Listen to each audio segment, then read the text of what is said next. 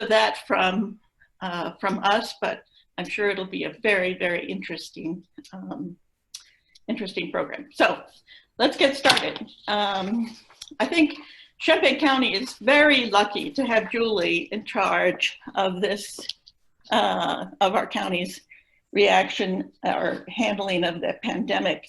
She's extremely well educated, has been with the public health district since 1995, was in charge of the communicable disease section in 2005, has been the director, acting director since 2007. And so she not only, and she's published in numerous publications and made many presentations. So she's a very capable, well-rounded, and an administrator who's been recognized locally, statewide by lots and lots of people. And so we're very, very lucky to have Julie in charge of this as we go through this this moment, this pandemic. So with that, I'm going to turn it over to Julie, and if you'd like to start, give us some information and overview and that kind of thing. Thanks. Okay.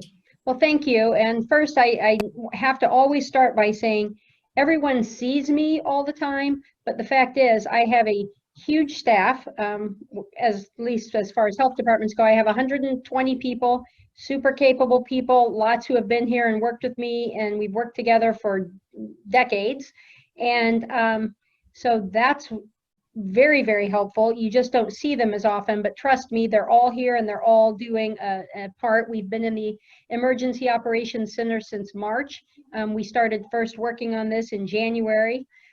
So this is my third pandemic of my career. I started out in HIV/AIDS. So I will tell you that of all the experience and things that have helped, probably the most helpful thing has been just doing this for so many years and having grown a much tougher skin and an ability not to always say everything that comes into my mind, and yet I'm not going to back away from it either, because like I say all the time, what we do is based on science. We don't just sit here and make it up. And I have never seen anything like this where public health and medical things have been politicized. To this degree, there was obviously some of that with HIV early on, but I've never seen anything like it, and we're seeing the results of it right now, and it's very difficult to deal with. I am unbelievably grateful to be in Champaign County, because first of all, if I didn't live in Champaign County, I would not be doing this job, given what my colleagues deal with. I have colleagues who are getting threatened all the time. I have, I get sued all the time, but that's a little different. But and for ridiculous things. But as far as working in a community that is unbelievably educated, compassionate, and helpful, this is the place to be. And we're seeing the results of that. We are. And I've said since the beginning of this pandemic, not every place fares the same. And again, we're going to see that.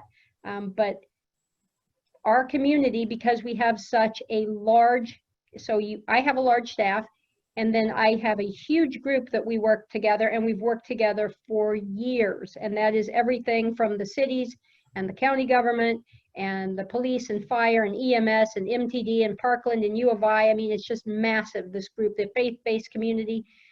We've worked together for so many years on so many things that they have immediately popped in and just started hitting this and modeling behavior and making my job a lot easier. So that being said, you all are definitely a part of that. So right now where we are in the pandemic is our cases are in Champaign County again, much lower than they have been. We are thankful for that. We just, as of yesterday, started another outbreak, which you probably read about in the paper, from the county. But our numbers are going to go back up, you know, with that. So I'm sure this makes perfect sense to most of you, but I'll just say it anyway. The virus was not distributed evenly across the United States. It was not sprayed as a mist over our entire country, and therefore everyone is getting it at the same time. Although I do have to explain that to people all the time. It travels from person to person to person to person to person. This started with one person. This started from it jumping from an animal to a human, like most pandemic things do, with one person, and it has now gone to what it is now. It is a pandemic, means worldwide spread. We've certainly been seeing that. We knew in late January here at CUPHD that this was going to be a pandemic. Now, did we know that because it was because we have some kind of psychic ability, or because we are super smart? No, we know that because, well, experience, but also because we read what the Centers for Disease Control and the World Health Organization were putting out. We read it all the time. So this was no mystery that we were going to have a pandemic. Unfortunately, what was lacking all along was leadership, federal leadership, because you need that, consistent messaging, and ramping up to make sure that our healthcare providers, especially, and long-term care facilities and other places, had the PPE and the stuff that they would need to effectively be able to deal with this. So where we are right now is I believe we're getting close to around 800 cases cumulatively, but we only have less than 100 right now that are active cases. When you read our stats on the internet, I also want you to know what that means when we say someone is recovered. Recovered just means, it's a public health term as far as we're using it, it means that they're no longer in isolation, they're no longer infectious. We have people who are recovered in the United States who have double lung transplants, who are probably permanently disabled, who will be on oxygen for the rest of their life, who have had amputations, who will never probably regain the strength that they once had, who have have had heart attacks, have had strokes, etc. This is a very unusual, it is a very unusual virus. It's a very unusual pandemic. But you have to remember that we are really only 6 months in. And we're only 4 months in from the first death in the US. So it's really new, and we're seeing new information coming out all the time, all the time, all the time. But even though we're moving into stage 4, I want to make sure everyone understands what that means. That does not mean that the virus has changed. That does not mean it is less virulent. It does not mean that it is less contagious. And it does not mean that it is safer for anyone to potentially expose themselves to it. The phase 4 just means that we have hospital bed capacity, and that in our swath of the state, we have right now, things are going in the right direction, so that we have hospital space, we have ICU space, and we have testing ability and contact tracing ability. That is not all over the United States, and it's not all over Illinois. Champaign County has had the huge benefit of having 2 hospitals here and the University of Illinois, because the University of Illinois immediately, and I mean immediately, kicked in and started working on this, and they brought all of their talent and resources to bear, and have come up with everything from expanding our ability to test here to our, they created their own reagents that were in short supply. They created ventilators. I mean, they've just done amazing things. So that's why when I've always said that pandemics do not affect everyone the same and every place the same, it has to do with, your resources. It has to do with your community and their willingness to follow guidance. So that's why I am super happy to be in Champaign County. So that's kind of my overview of what I think about the pandemic at this moment. That's all I talk about anymore.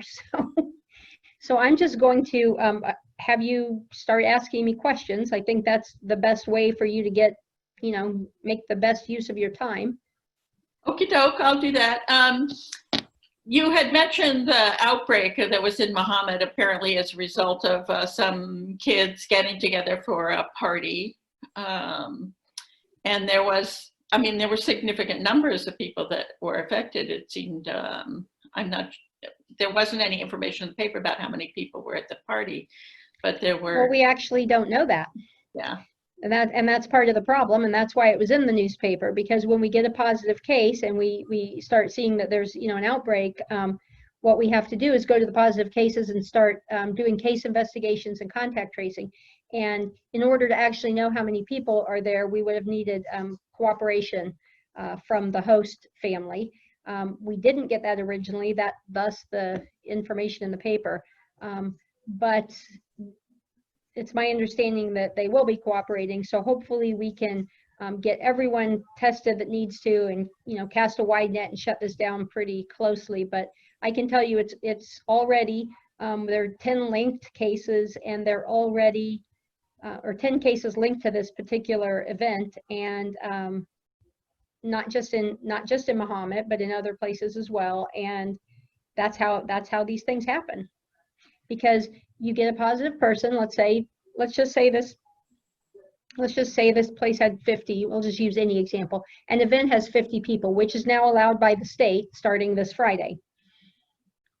50 people get there, there is a person that spreads it, there's an outbreak there. Those people have no idea that they're sick or exposed. They go back into their households are now exposed. The people in the household, if they're infected, then go out to their jobs, and it just keeps going and going and going. Because this is the perfect storm of viruses, and it transmits while you are pre-symptomatic or asymptomatic, you don't have symptoms, but it's technically called pre-symptomatic.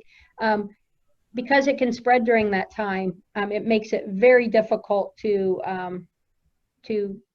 control, and thus the masking, and why it is so critical to do in public. Okay, and I think that event raises a couple of different questions. So I'll follow up with one about contact tracing.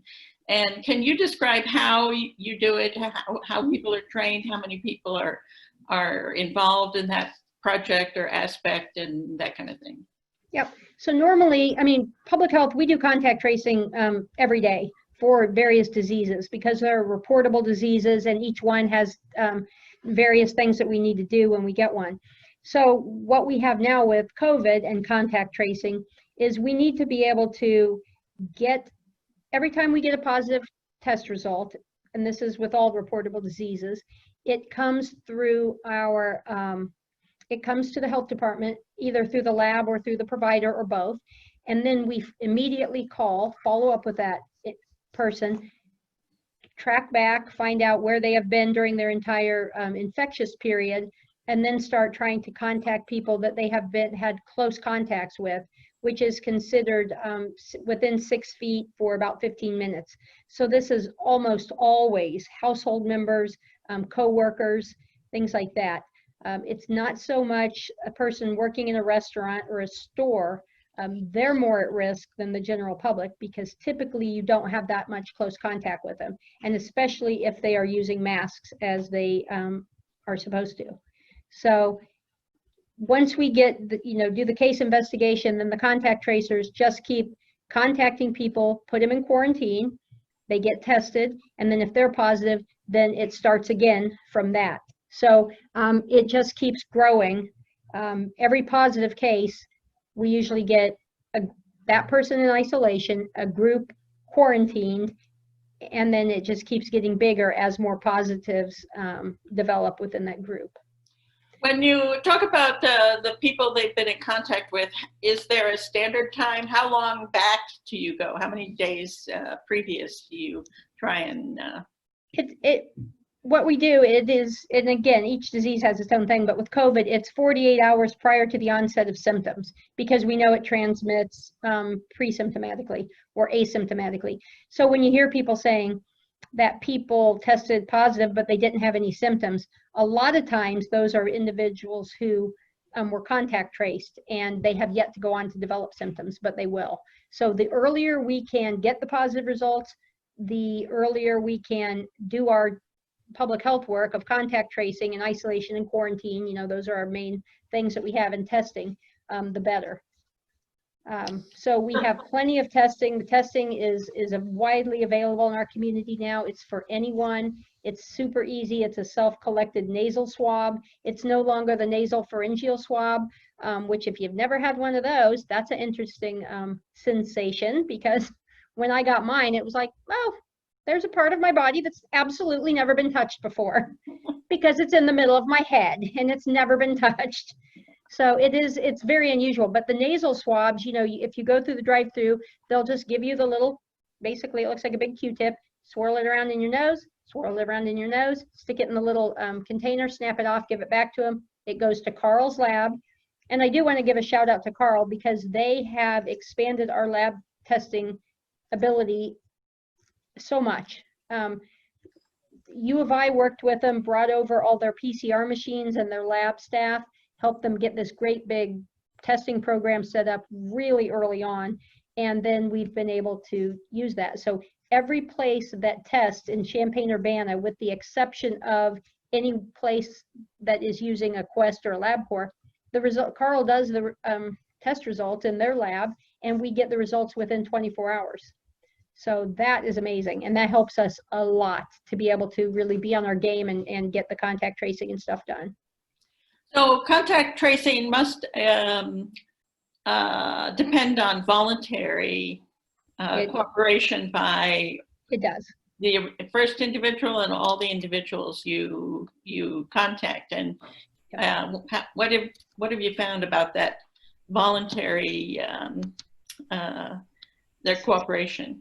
You know what? So far, it's been really good. Again, it has to do with a couple things, and we have lots of tricks to kind of help them remember like where they were. We have them look at their phones, we have them look at their calendars or their checkbooks. Well, they don't have checkbooks anymore, but they're, you know, they're electronic checking to try to make sure that they figure out where they were and who they were with and all that.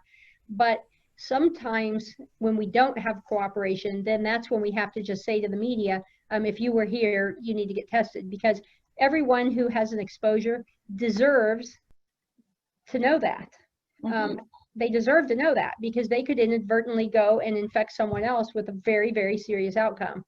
So, you know, we encourage people to test and to, you know, luckily we have a relatively, I believe we have a relatively high level of trust with our health department. So we've gotten a lot of really good cooperation on all this.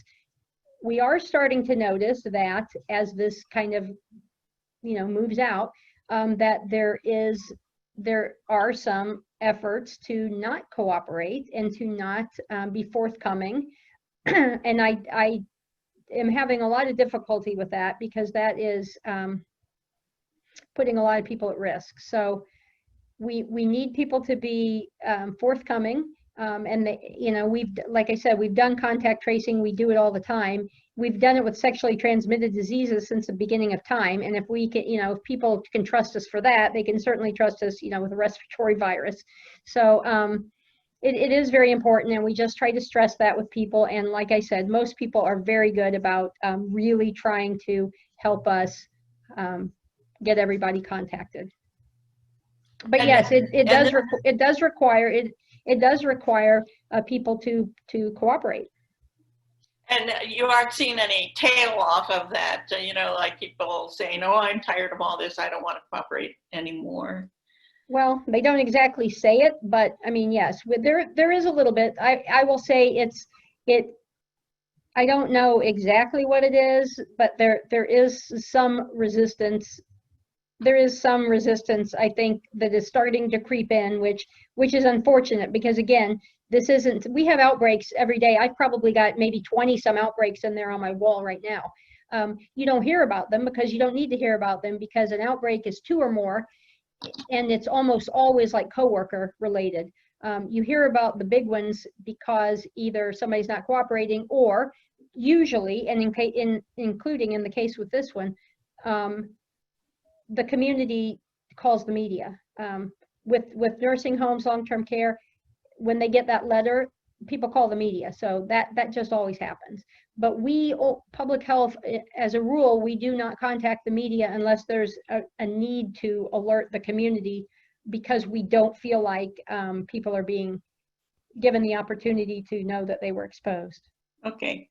And going back to the Muhammad party, this brings up some questions that people had submitted in relationship to the U of I. And the idea, well, starting in late August or September, there will be kids coming back from all sorts of places, internationally and from across the state and even from across the nation. And so this brings up two things. One is bringing, the virus with them, which would be inevitable, I assume. And also, these are kids, right? And they're gonna right. They're gonna get together. Okay, they don't have the concerns that I do as someone who may be at higher risk, and they think they're invincible. So how is that going to play out in the fall? So as far as them coming back from other places, I have about zero concerns of anyone traveling internationally. In fact, they are less concerning to me than someone who's traveling in from a state that is just, shooting up. And we're seeing that now. And that's what I was talking about, that it's not, sprinkled evenly across the United States. It's actually behaviors that are causing increases. And so I would have much more concern about people moving here from states where, as far as being positive. Now, with all that said, the University of Illinois has an amazing,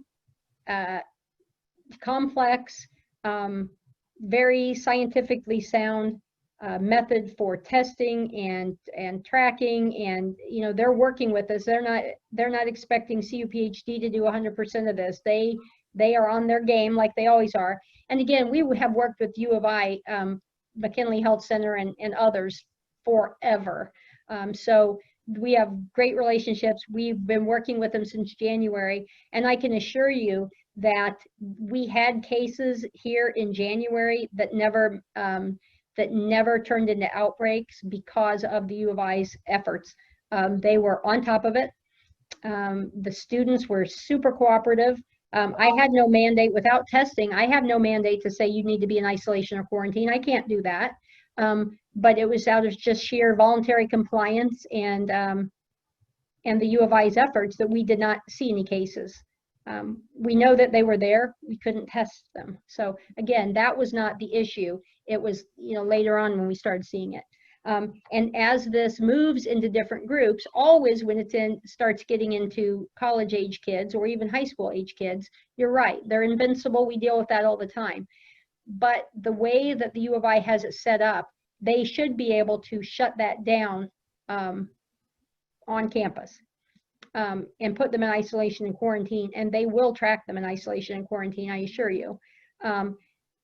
What always concerns us during something like this, and it's already going on, it's basically the businesses, the bars. The bars on campus are open. You can drive by there any weekend night especially, and you'll see kids packed in there not doing what they're supposed to do because they're young people. And then they could go out and go back to their jobs or wherever, and that could cause a problem. So while I think that the university itself has their systems down, I don't know that the businesses are all going to be as cooperative. There are some plans in place to try to work more closely with them, but they're just coming at it from a different angle. So a business is there to make money. Do you think in some ways that we're moving too fast, reopening, say a business like a bar and interior? Well, there's just no way that an indoor bar can be done safely. There's just no way it can be done safely. Outdoor anything is a lot safer in general. But bars, but if you look at the outdoor bars, you'll see that there's absolutely no attempt being made to socially distance or stay sat down like you're supposed to, or follow guidance.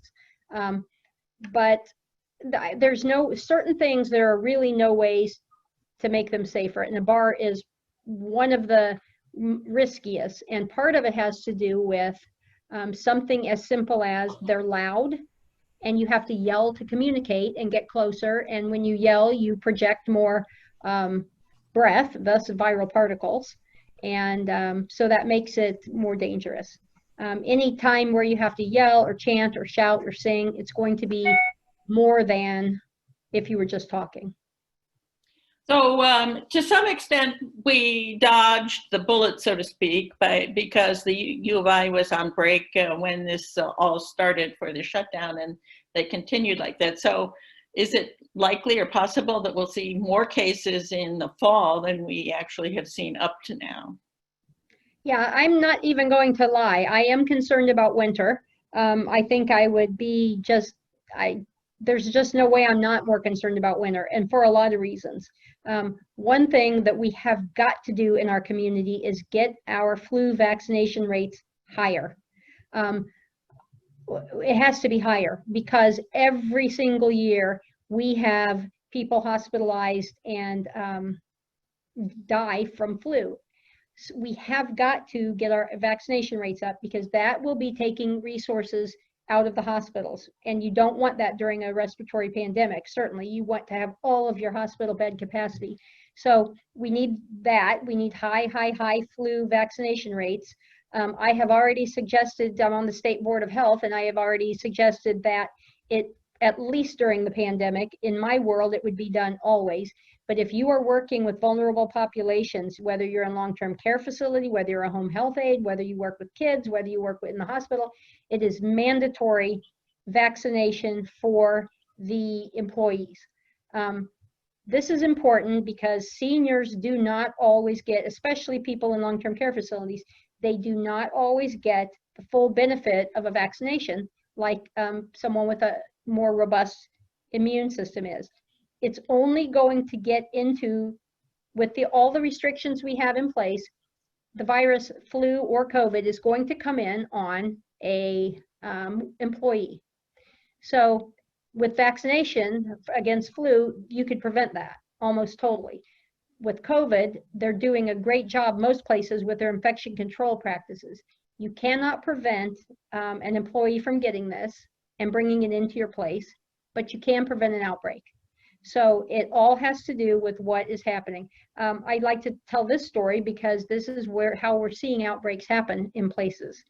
It's usually happening among employees because even if, let's say you're in a long-term care facility, I was over in Peoria visiting someone out through the glass, and while I was standing out there, like 8 different healthcare workers in their scrubs came out in a group, walking together, talking together, went over, stood in the corner, and all smoked together and chatted together for like 15 minutes. Well, that was nothing but full-on exposures. So if one of those tests positive, probably a lot of them are going to test positive. So we have to make sure that people think about that. You're not just going to get it from your job, let's say. You have to worry about getting it from your coworkers. You have to worry about getting it from your family members. You have to worry about any person that you spend more than 15 minutes with, 6 feet distance. If they're infected, you're going to be infected if you're not wearing masks and staying away from each other. Oh, I have some questions here about testing. Mm-hmm. And, we hear a lot about all sorts of different tests that are coming up for the presence of the virus or for antibodies. Mm-hmm. And so can you comment a little bit about the effectiveness of the testing in terms of the results and that kind of thing? So the tests that are being done here are PCR tests, real-time PCR tests. So those are done, so basically what you're doing, whether you're doing it through, the nostril or through the pharyngeal swab or from now spit tests, what they're doing is checking for the presence of the virus. So they are very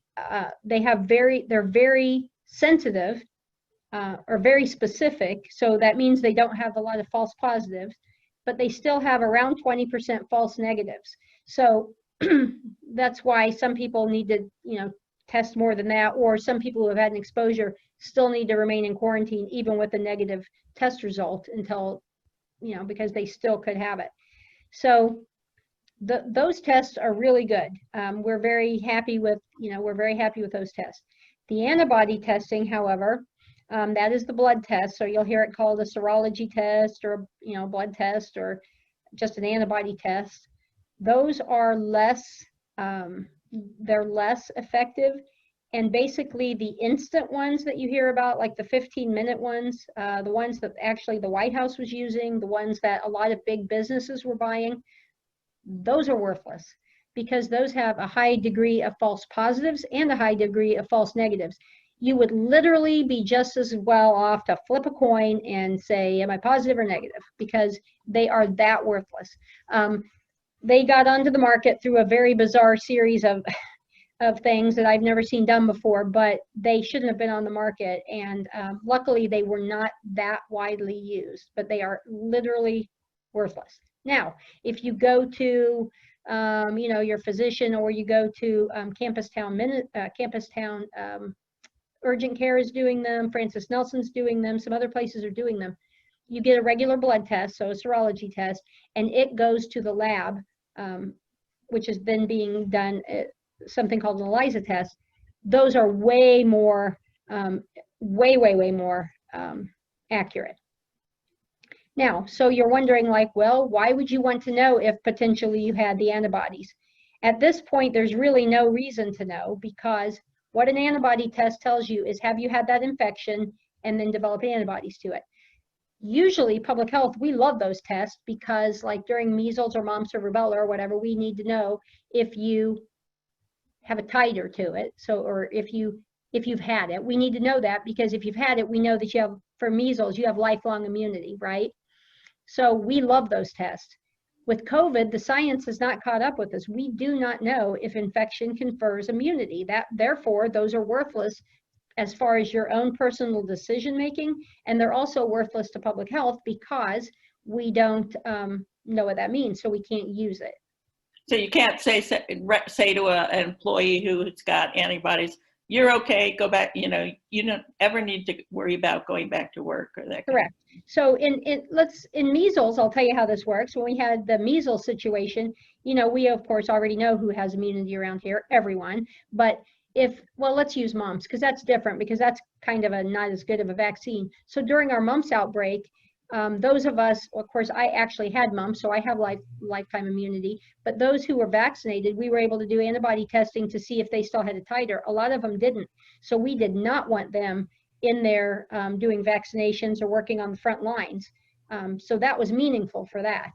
It is not with COVID, because if I had one of my staff that tested antibody positive, I couldn't say, oh, well, good, you're going to go out and we're going to put you on the front lines, because we don't know that that's the case. There are some viral illnesses that your first infection may be mild and your second infection may be deadly. We are not seeing that there's any indication of that, and I hope to God it isn't, but we just don't know. So you can't act on that. And I have to keep reminding everyone that we are literally only 6 months into this virus being around in humans. So the knowledge is every single day it's changing. We'll catch up with it. We don't know what it means. Okay. I wish I had a dog in my office. There's we know that there's free testing going on at Marketplace, so there is sufficient testing in the community. Anyone that wants to can. Absolutely. And, it also has been reported it's got a fairly low utilization rate. Is there? Well, I mean, we're pretty happy with, there's about 400 people going through a day. It can go up to 750 or more a day, every single day. So we're pretty happy with that, but anyone can go, you can test.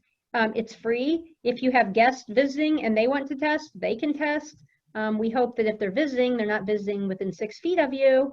But the point is, people, you don't have to be from Champaign County. You don't have to be from CU. You don't have to be from Illinois. It doesn't matter.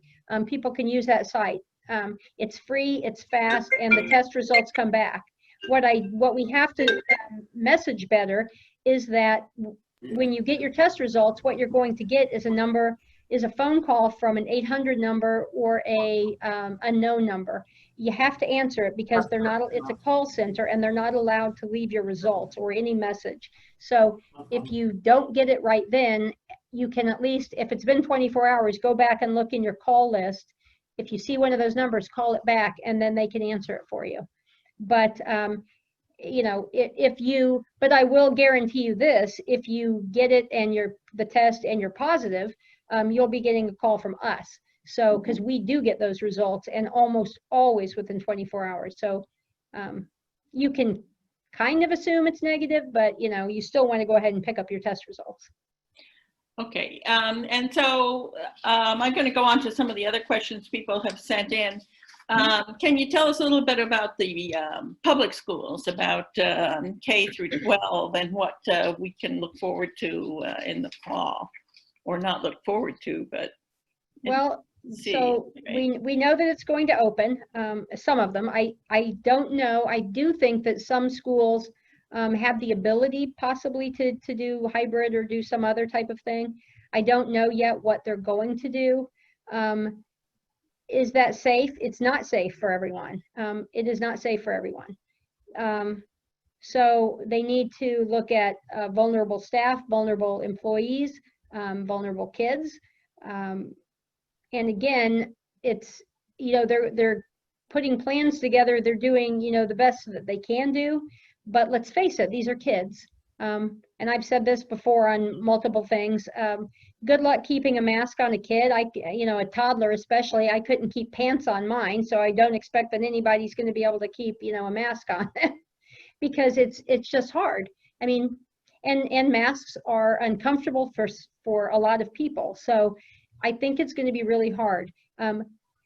We do know that they are going to do things that are called cohorting. So it's not going to be back to things as usual. The main goal is to keep the same little group of kids, like maybe 10 at a time, keep them in smaller groups where they remain together all of the time. So they eat together, they have lessons together, and they go outside together for recess, and they do not mingle with other people.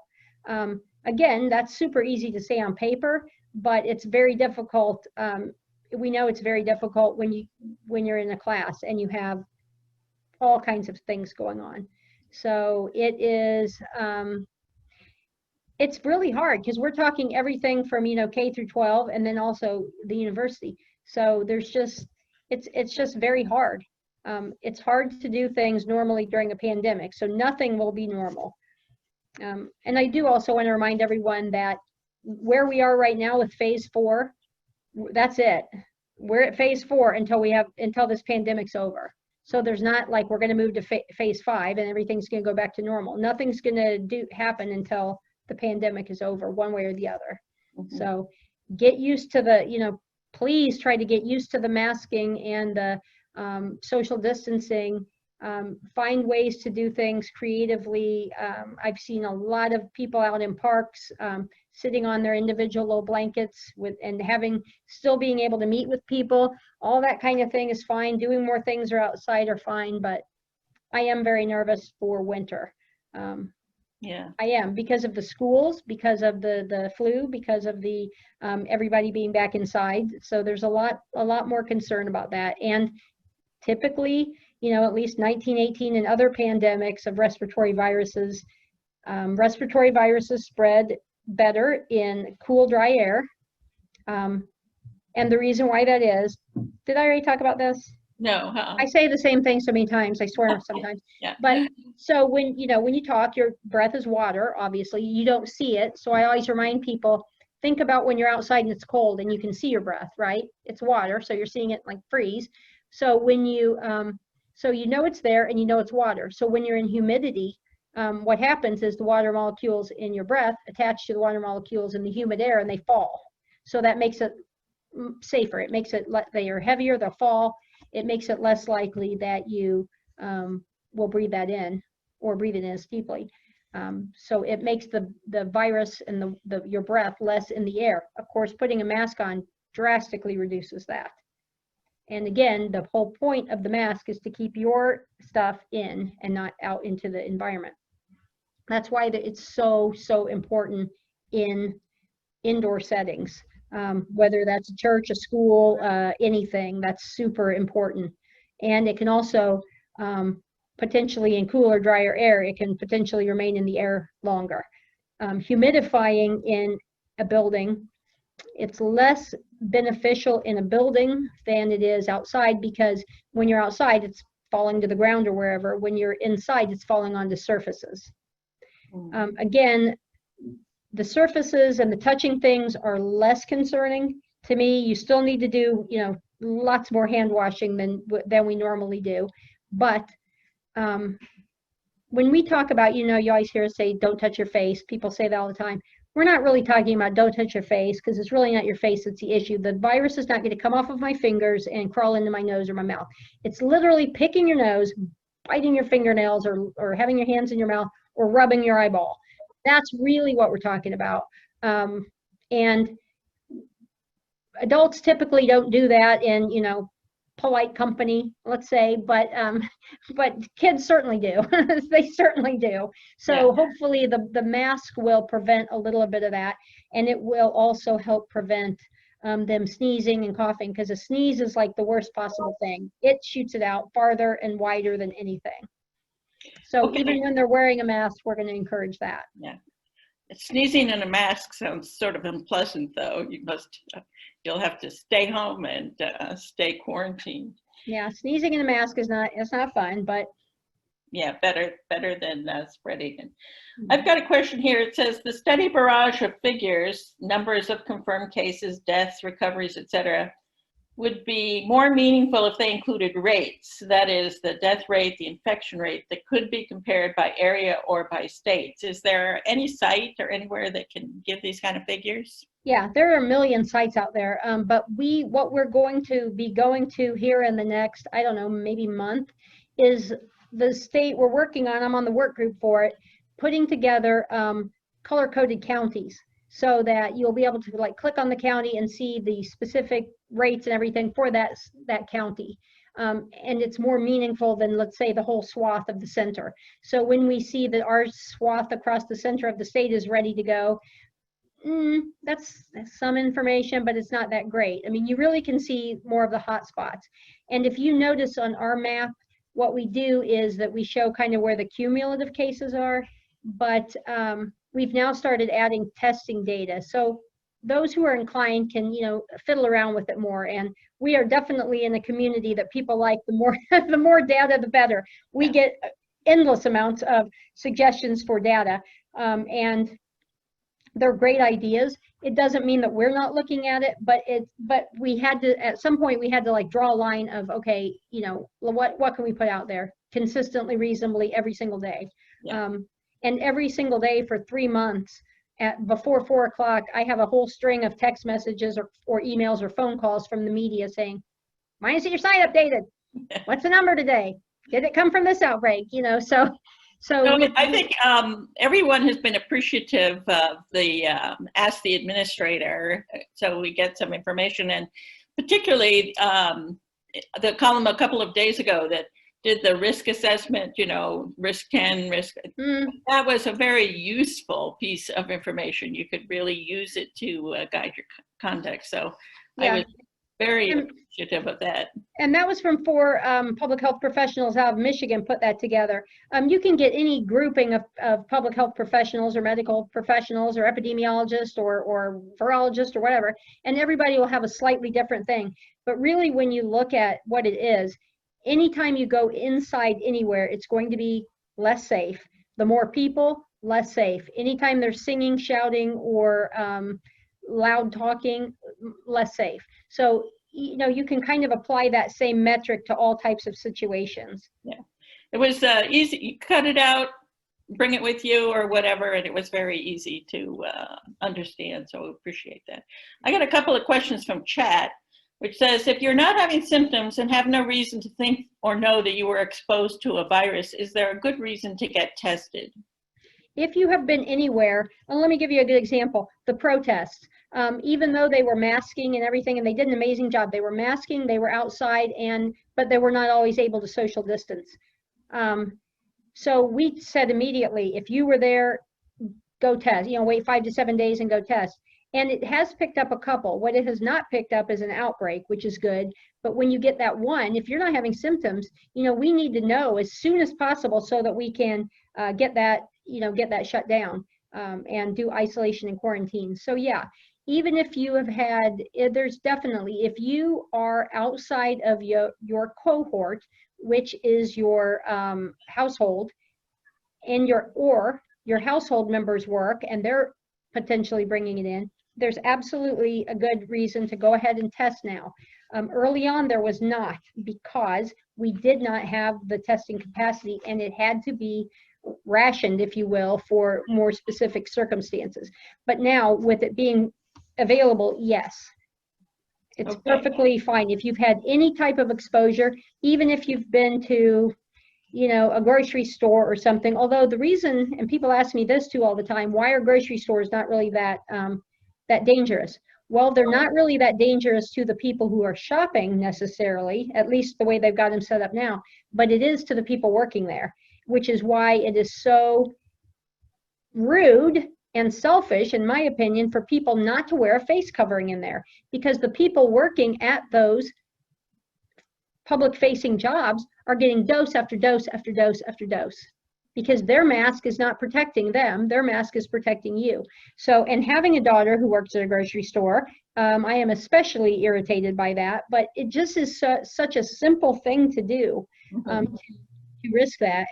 And what we're finding, unfortunately, is some jobs are not willing to enforce this because people are so hostile about it. Yeah. And the stores and the businesses have every right to deny you service and anything. If you're not wearing a mask and you're coming into their building, they have every right to deny you service. They do. But they need some kind of.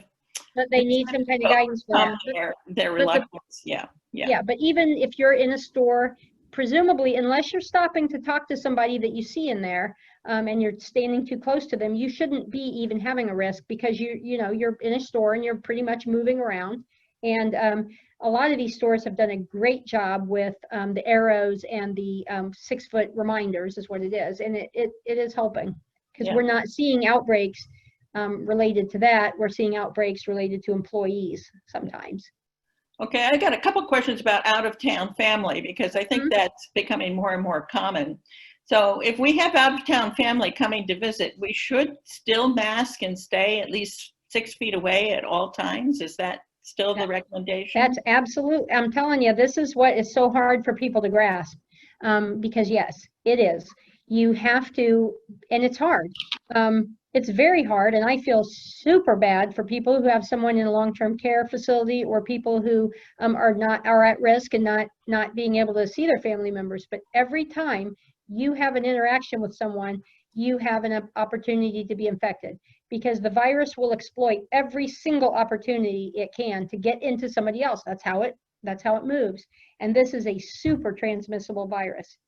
It is literally, it combines everything that public health has always been scared of. It is deadly, regardless of the magical thinking out there that 120,000 people dead in 4 months is not virulent. That's a deadly virus. So you have that. You have a lot of morbidity associated with it. So you have people who are having long-term effects. I've known 20-year-olds through this, well, not 20-year-olds, but people in their 20s who have been sick for months. They're not infectious any longer. They're still not able to work. They're still having fevers. They're still having a lot of problems with it. And so every single opportunity that it has to transmit, it will transmit. So it's really hard. There are ways to, if you really are willing to work on it, there are ways to combine cohorts, if you will. It takes some time, but what it really requires are people who for sure are not having any other exposures.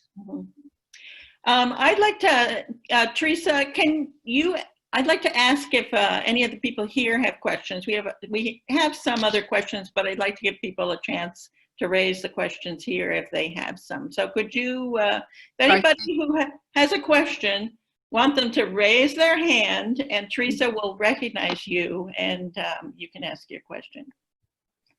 So, Oh, okay. Linda, I can't see who's next to you, but go ahead. Stacy, Here. you're muted. There you go. you Now have you're to muted unmute again. yourself. Yeah.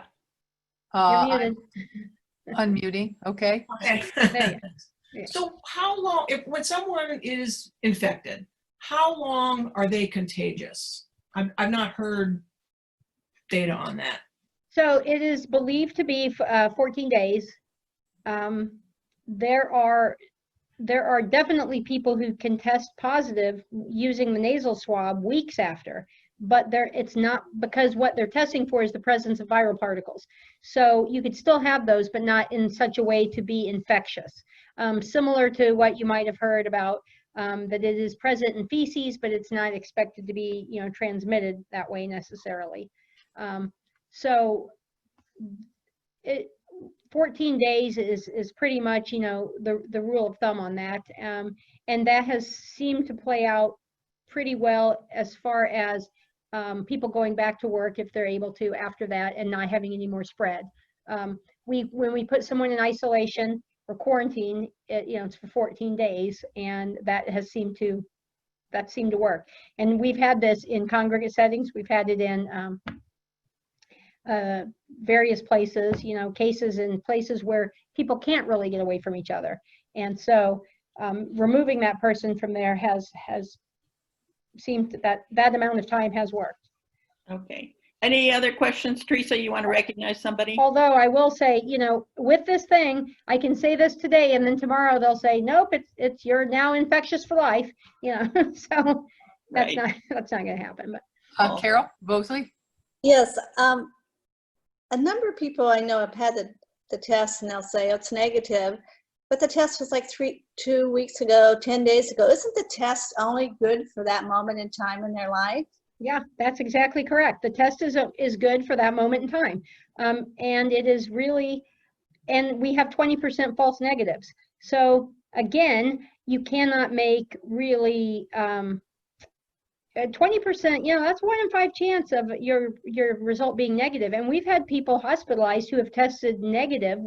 The physicians knew that's what they had because of other things like the chest x-rays, and it has a really kind of bizarre chest x-ray that comes with this sometimes, but they knew that's what they had. And we've had people take 5, 6, 7 times to test before they got the positive result.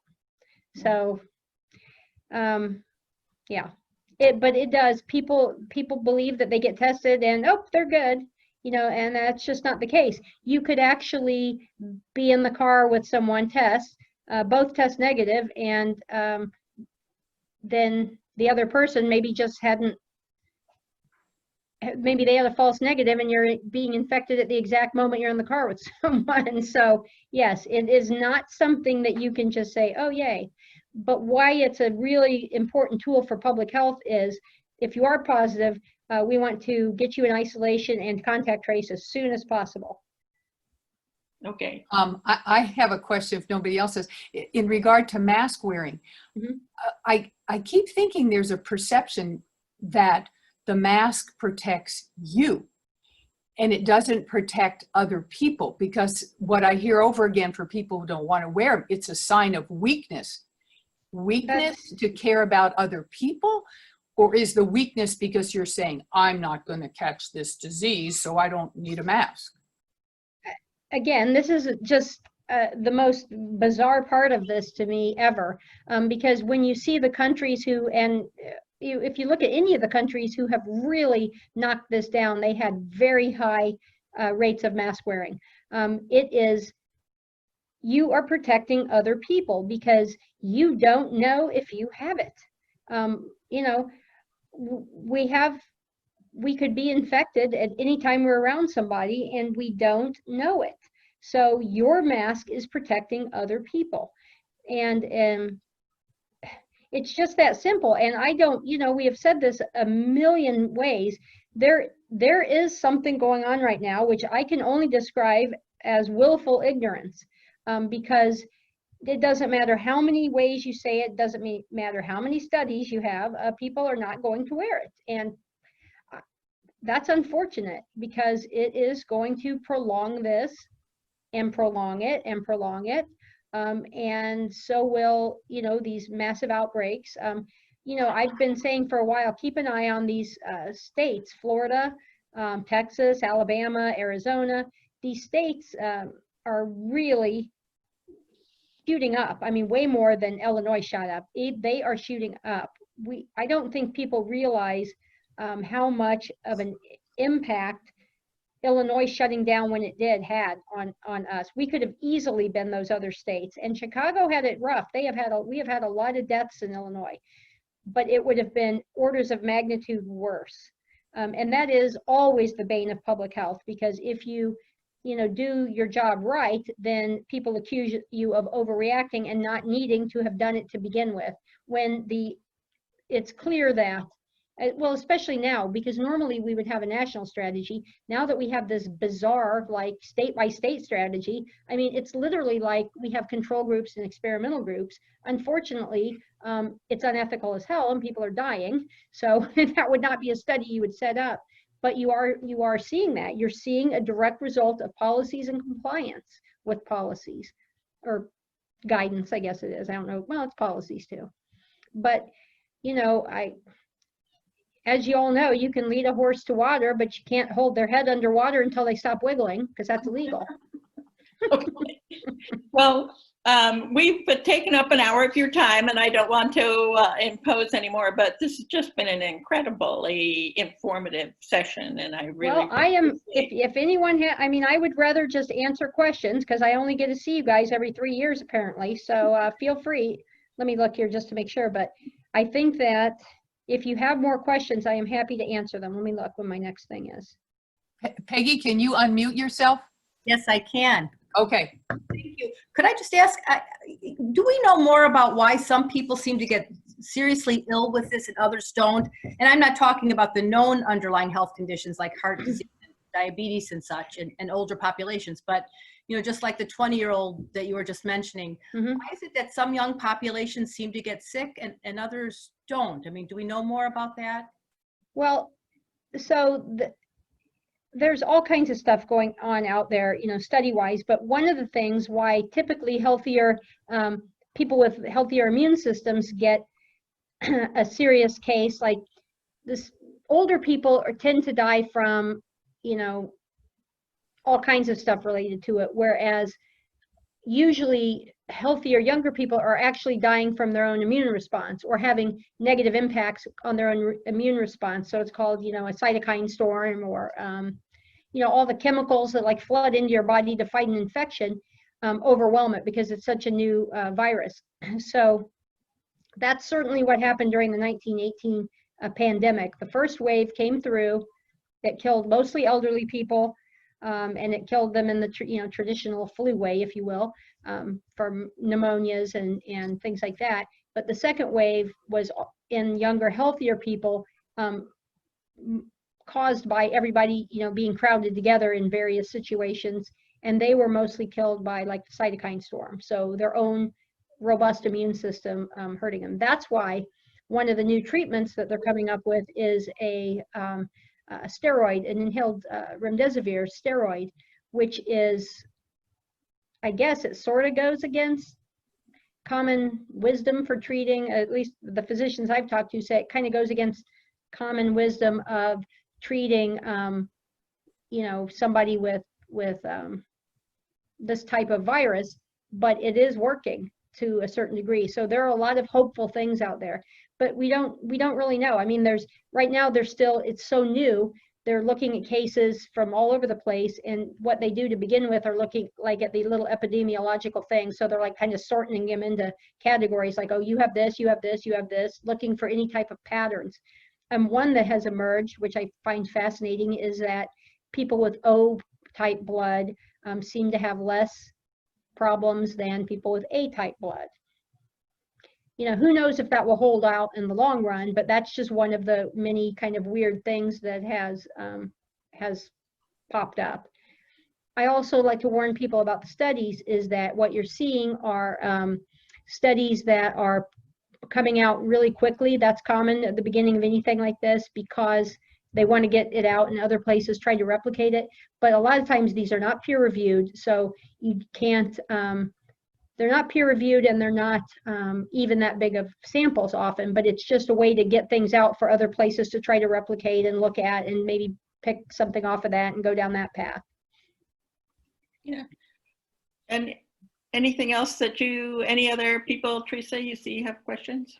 I do not.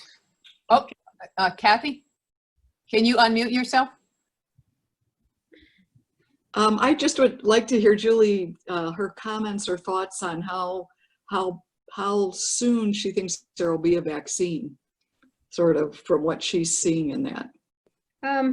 You know, I listen mostly to Anthony Fauci on this because of where he works.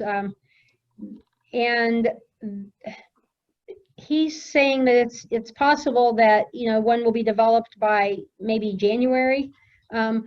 Does that mean that it will be in such a way that it can be mass produced and distributed and out to everybody to start getting it by then? No, probably not. But there are a lot of like promising things on it, but there's really no consensus that there that there will be a vaccine. We always want a vaccine. We are always hopeful for a vaccine, but it's not clear yet that there will be, because this is a coronavirus. It's not a flu virus. If it was any kind of novel flu virus, they would already be well on the way of creating the vaccine. They've got that all down.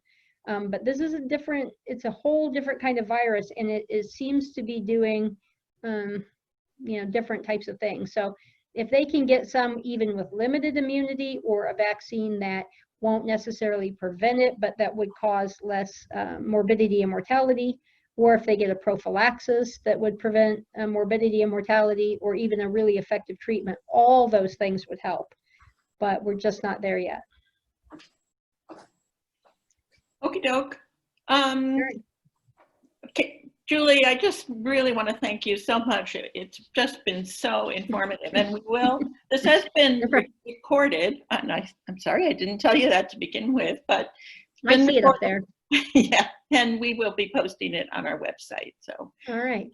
you can share with your friends that this is available, and it would be that would be helpful. And Carol, I noticed you're on the line or in the call. Do you want to tell us a little bit about the next program that we're lining up? So Sure. I'm going to hop off of here because I did just get a text, but I actually do Yeah. have a 1 o'clock meeting. Oh, sorry to keep you. No problem. Thank you all. Thank you very much. And feel Okay. free to you can always contact us with questions. So Yeah. thank you. It's been really, really great. Okay. Sure. On either July 7th or July 9th at noon, we haven't confirmed a date yet. We are really fortunate to have 2 young people from the community organizers who were involved with organizing the peaceful protest for Black Lives Matter. One is Naomi Dupree, and she did a phenomenal job with organizing the peaceful protest that Sunday, which started in Hessel Park. And the other one is John, what's his last name? Ortega. Ortega from St. Joe. They both have agreed to come and have a conversation with us, and it's going to be really exciting to talk to them because these are 2 vastly different communities, Champaign and St. Joe. And so it'll be interesting to hear from these young people how they were able to organize these peaceful protests, and also how we as the League can support the efforts in voter registration and getting the vote out with young people and people of color. So I hope you can be part of that conversation. I think it's going to be interesting. I think it's also a way for us as a League to support young people in the community who are doing good things. Yeah. Thank you. And Carol is leading that one, so I really, really appreciate her help there. And with that, I think we'll end the meeting. As I said, it's recorded, so you want to share this information with your friends, and they can find it on our website.